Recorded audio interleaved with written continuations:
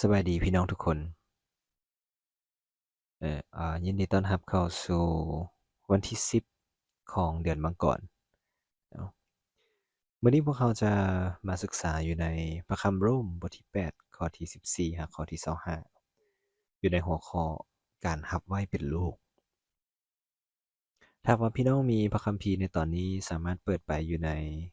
โรมบทที่8ข้อที่14หาข้อที่25แล้วข้าพเจ้าจะอ่านจนฮอดข้อที่17ให้พี่น้องติดตามไปนำกัน ดลใจให้พี่น้องอ่านจนจบหลังจากที่ได้ครับฟังการแบ่งปันนี้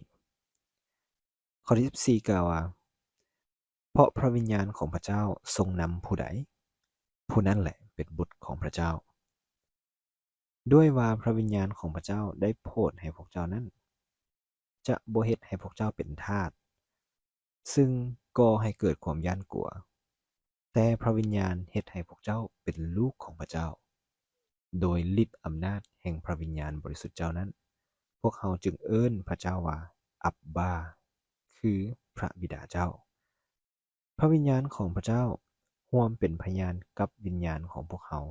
ประกาศว่าพวกเขาเป็นลูกของพระเจ้า และถ้าเขาทั้งหลายเป็นบุตรแล้วเขาก็เป็นผู้รับมรดกด้วย คือเป็นผู้ที่รับมรดกจากพระเจ้า และเป็นผู้ร่วมรับมรดกกับพระคริสต์ ถ้าแม่นเฮาทั้งหลายได้ทนทุกข์ทรมานด้วยกันกับพระองค์นั้น พวกเขาก็จะได้รับสง่าราศีกับพระองค์เหมือนกัน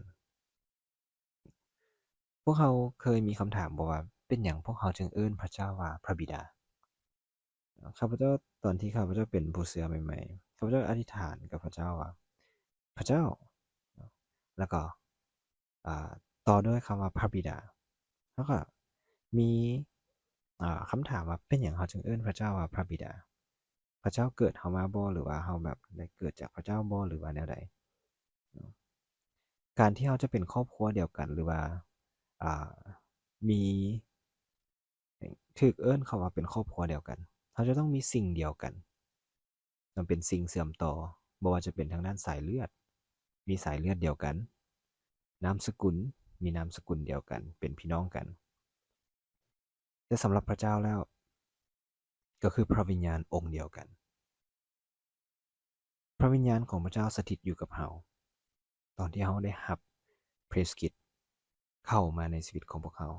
และเราได้รับพระวิญญาณของพระเจ้าเข้ามาในชีวิตของพวกเราเช่นเดียวกันนั่นคือพระวิญญาณบริสุทธิ์ดังนั้นพวกเขาจึงได้รับสิทธิ์ในการเป็นลูกของพระเจ้าและมีสิทธิ์ร่วมกันกับพระคริสต์อยู่ในโรมบทที่8อาจารย์โปโลชื่นชมยินดีแล้วก็สำหรับชีวิตใหม่ในพระวิญญาณบ่แม่นฝ่ายเนื้อหนังเพราะว่าหยังเพราะว่าพระวิญญาณเฮ็ดให้พวกเขานั้นเป็นลูกของพระเจ้าบ่แม่นเพียงแต่พระเจ้าช่วยเราให้รอดพ้นเท่านั้นแต่ว่าเฮ็ดให้เราเป็นลูกของพระเจ้าอย่างแท้จริงเขาดำรงชีวิตแบบขาดทาสของความบาปมาก่อนพวกเขาบ่มีผู้ที่เบิ่งแยงพวกเขาบ่มีผู้ที่นำพาพวกเขาบ่มีผู้ที่ปกป้องแต่ว่าเขาเป็นข้าทาสของความบาปความบาปนะเฮ็ดให้เขาเป็นข้าทาสของมันแต่ว่าพระเจ้าช่วยกู้เอาพวกเขาพระองค์รับเอาเขาเป็นลูกของพระองค์พร้อมเนาะทุกคนเห็นพี่น้องเห็นทั้งสองอย่างที่แตกต่างกันบ่ความบาปเฮ็ดให้เขาเป็นข้าทาสแต่พระเจ้าเฮ็ดให้เขาเป็นลูก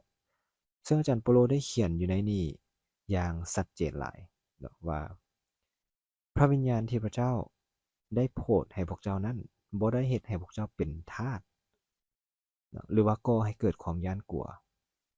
แต่พระวิญญาณของพระเจ้าเฮ็ดให้เราเป็นลูกของพระเจ้าพี่น้องเคยย้านกลัวพ่อกับแม่ของตนเองบ่หรือว่าผู้ปกครองของตนเองบ่เนาะบางเทื่อก็บ่เนาะ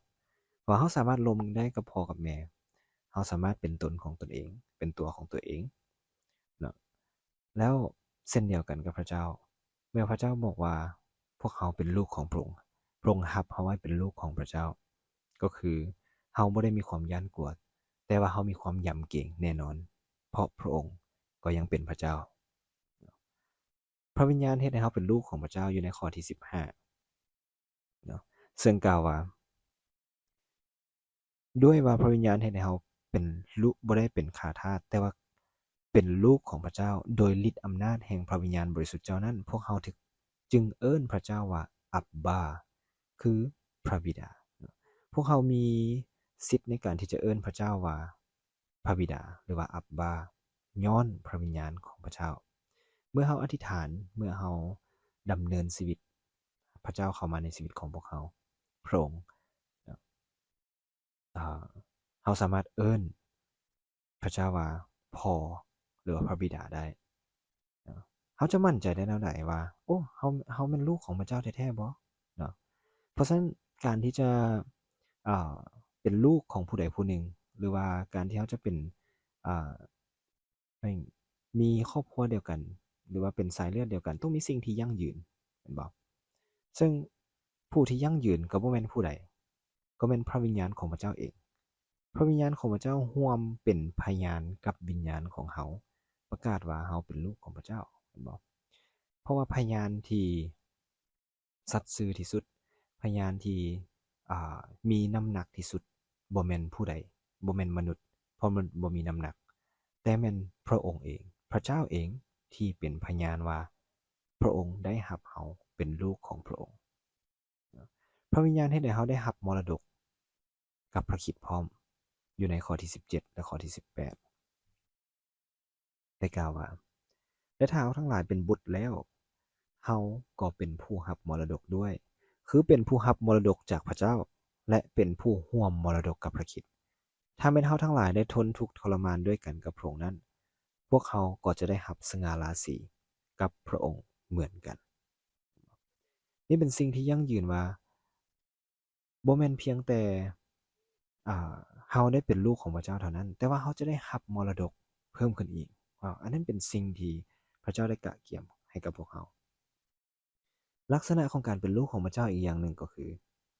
การทนทุกข์ทรมานด้วยกันกับพระคริสต์เนาะเพราะพระคริสต์ได้ทนทุกข์ทรมานเพื่อพวกเราทุกคน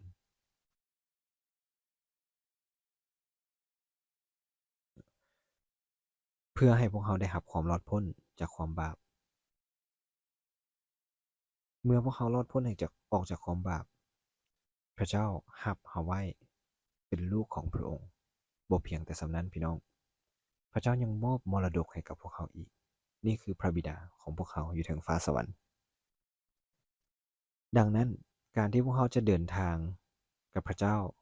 การที่พวกเขาจะเดินทางในปี2026นี้หรือว่าเดินทางในชีวิตประจำวันของเขาบ่ว่าเขาจะเฮ็ดเวียกบ่ว่าเขาจะเรียนหนังสือ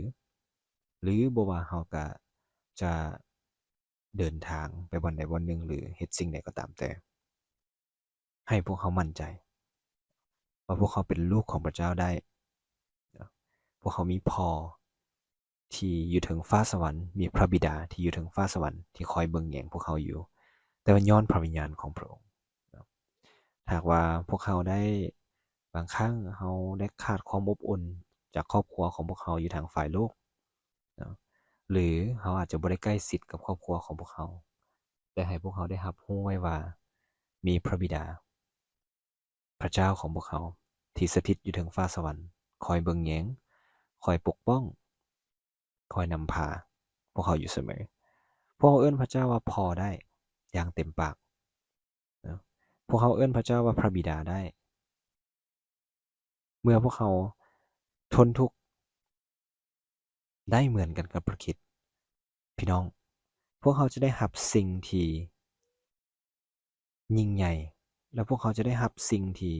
พระเจ้าได้จัดเกียมไว้ให้สำหรับพวกเขานั่นก็คือสง่าราศีนั่นเองเนาะเพราะฉะนั้นอยากหนุนใจให้พี่น้องที่จะอ่านเพิ่มเติมเนาะอยู่ในข้อที่18จนลงไปฮอดเนาะข้อที่24เลยเนาะเพราะฉะนั้นสง่าราศีที่พวกเขาจะได้รับเนาะเป็นสิ่งที่พระเจ้าได้กะเกียมสำหรับพวกเขาเพราะฉะนั้นพี่น้องอยู่ในปี2026นี้เราบ่ได้เดินทางคนเดียวเรายังมีพระเจ้าอยู่ถึงฟ้าสวรรค์เป็นอีกปีหนึ่งที่พวกเขาจะดำเนินชีวิตด้วยความหวังในการล้อท่า สง่าราศีที่พวกเขาจะได้รับในภายภาคหน้าด้วยสถานะที่พวกเขาเป็นก็คือลูกของพระเจ้าเพราะฉะนั้นจะดลใจให้กับพี่น้องที่จะอ่านเพิ่มเติมเนาะอย่างเช่นว่าในมื้อหนึ่งสรรพสิ่งที่ทรงสร้างนั้นในข้อที่21เนาะจะถูกปลดปล่อยให้เป็นอิสระจากอำนาจของความเสื่อมสูญและจะได้มีส่วนในอิสรภาพอันรุ่งเรืองแห่งบรรดาลูกของพระเจ้าว้าวเพราะพวกเขารู้อยู่ว่าทุกสิ่งที่พระองค์ได้เนรมิตสร้างนั้นก็โอยค้างด้วยความเจ็บปวดจนเท่าทุกวันนี้และบ่เพียงแต่การเนรมิตสร้างเท่านั้นที่โอยค้างแต่พวกเขาผู้ที่ได้รับพระวิญญาณเป็นผลทำอิฐตัวเขาเองก็เหมือนกันโอยค้างคองคอยท่าในการที่พระเจ้าจะทรงรับเป็นบุตรคือจะทรงให้เนื้อกายของพวกเขาพ้นจากตายเหตุว่าเฮาทั้งหลายได้พ้นนั้นก็เพราะด้วยความหวังนี้แต่ด้วยความหวังในสิ่งที่ตาเห็นอยู่สิ่งนั้นก็บ่เป็นความหวังอันแท้จริงด้วยว่าผู้ใดแดจะยังหวังในสิ่งที่ตาเห็นอยู่แล้วถ้าพวกเขาหวังในสิ่งที่พวกเขาบ่เห็นพวกเขาก็คองคอยท่าสิ่งนั้นด้วยใจอดทนพี่น้องในการที่พวกเขาจะคองคอยท่าสง่าราศีของพวกเขามรดกของพวกเขานั้นสิ่งที่พวกเขาจะได้รับในสถานะที่เป็นลูกหรือว่าเป็นบุตรของพระเจ้าให้พวกเขาคองคอยท่าคองคอยท่าดำเนินชีวิตอยู่ในพระวิญญาณนำใช้ชีวิตใหม่ที่พวกเขาได้รับสถานะใหม่ที่พวกเขาได้รับในพระวิญญาณที่พวกเขาเป็นลูกของพระเจ้าให้พวกเขาอธิษฐานร่วมกันพระเจ้าพระบิดาขอบคุณพระองค์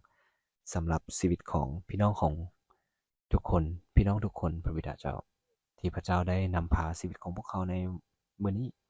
ขอให้เป็นอีกมื้อหนึ่งพระบิดาที่พระองค์จะเบิ่งแยงนำพาและปกป้องพวกเขาพวกลูกอธิษฐานพระบิดาเจ้าที่พระองค์จะสืบต่อนำพาในชีวิตของพวกเขาทั้งการเรียนการงานทุกสิ่งทุกอย่างในการเดินทางในวันนี้ด้วยพระบิดาขอบคุณพระองค์ขอพระองค์ทรงเป็นพ่อเป็นพระบิดาที่สถิตอยู่ถึงฟ้าสวรรค์และบ่มีผู้ใดที่จะ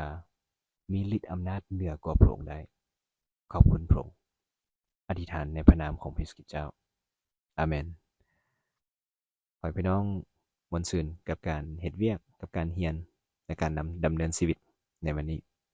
ขอพระเจ้าอวยพร